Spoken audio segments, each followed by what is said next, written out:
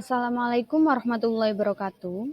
Perkenalkan, saya Naili Inayah dengan NIM 20110104029 dari kelas D1 PGMI.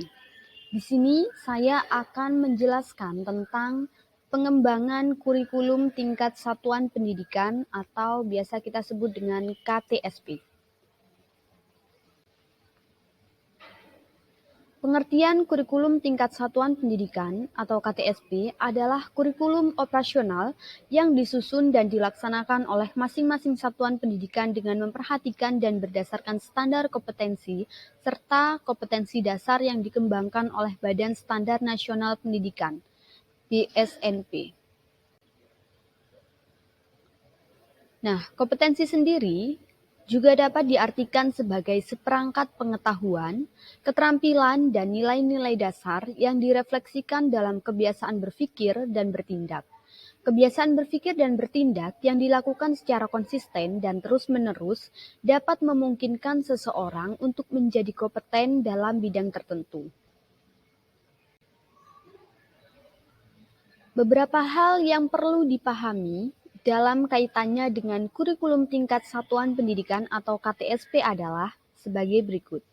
Sekolah dan komite sekolah mengembangkan kurikulum tingkat satuan pendidikan dan silabusnya berdasarkan kerangka dasar kurikulum dan standar kompetensi lulusan, di bawah supervisi Dinas Pendidikan Kabupaten atau Kota dan Departemen Agama yang bertanggung jawab di bidang pendidikan. Sejarah perkembangan KTSP.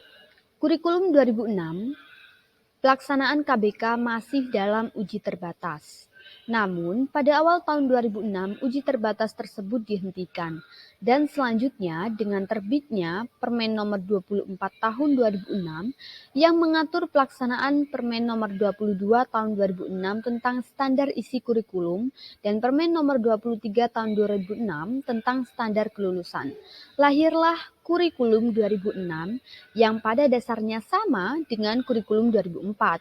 Perbedaan yang menonjol terletak pada kewenangan dalam penyusunannya, yaitu mengacu pada jiwa dari desentralisasi sistem pendidikan pada kurikulum 2006.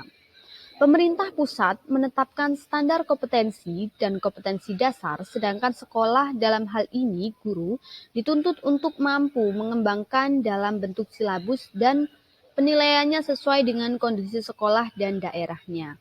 Hasil pengembangan dari semua mata pelajaran dihimpun menjadi sebuah perangkat yang dinamakan kurikulum tingkat satuan pendidikan atau KTSP. Penyusunan KTSP menjadi tanggung jawab sekolah di bawah binaan dan pemantauan Dinas Pendidikan Daerah dan Wilayah setempat.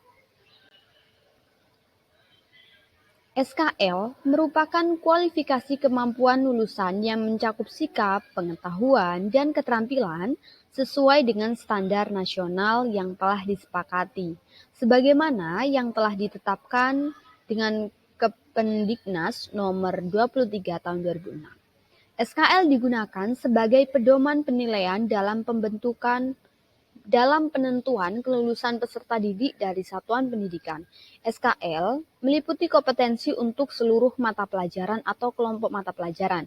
Beban belajar dirumuskan dalam bentuk satuan waktu yang dibutuhkan oleh peserta didik untuk mengikuti program pembelajaran melalui sistem tatap muka, penugasan terstruktur, dan kegiatan mandiri tidak terstruktur untuk mencapai standar kompetensi lulusan serta kemampuan lainnya dengan memperhatikan tingkat perkembangan peserta didik.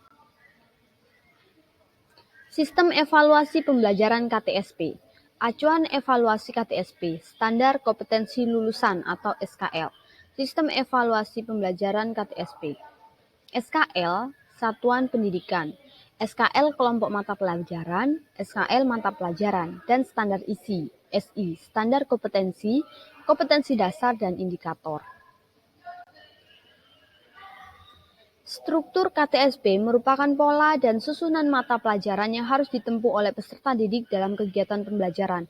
Muatan lokal dan kegiatan pengembangan diri merupakan bagian integral dari struktur kurikulum pada jenjang pendidikan dasar dan menengah. Pengembangan struktur kurikulum dilakukan dengan cara antara lain, pertama, mengatur alokasi waktu pembelajaran tatap muka seluruh mata pelajaran. Yang kedua, memanfaatkan 4 jam tambahan untuk menambah jam pelajaran pada mata pelajaran tertentu atau menambah mata pelajaran baru. Yang ketiga, mencantumkan jenis mata pelajaran muatan lokal dan struktur kurikulum. Dan yang keempat, tidak boleh mengurangi mata pelajaran yang tercantum dalam standar isi. Struktur dan muatan KTSP pada jenjang pendidikan dasar dan menengah yang tertuang dalam SI standar isi meliputi 5 kelompok mata pelajaran sebagai berikut. Yang pertama adalah kelompok mata pelajaran agama dan akhlak mulia, yang kedua kelompok mata pelajaran kewarganegaraan dan kepribadian, yang ketiga kelompok mata pelajaran ilmu pengetahuan dan teknologi, yang keempat kelompok mata pelajaran estetika, yang kelima kelompok mata pelajaran jasmani, olahraga, dan kesehatan. Perbedaan KBK dengan KTSP, kurikulum berbasis kompetensi, memiliki karakteristik sebagai berikut. Yang pertama, pencapaian kompetensi siswa berorientasi pada hasil belajar dan keberagaman.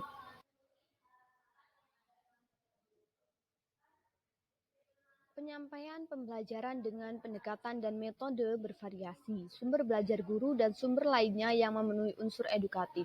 Penilaian menekankan pada proses dan hasil belajar, penguasaan atau pencapaian suatu kompetensi, menggunakan sistem sentralisasi penuh dari pusat.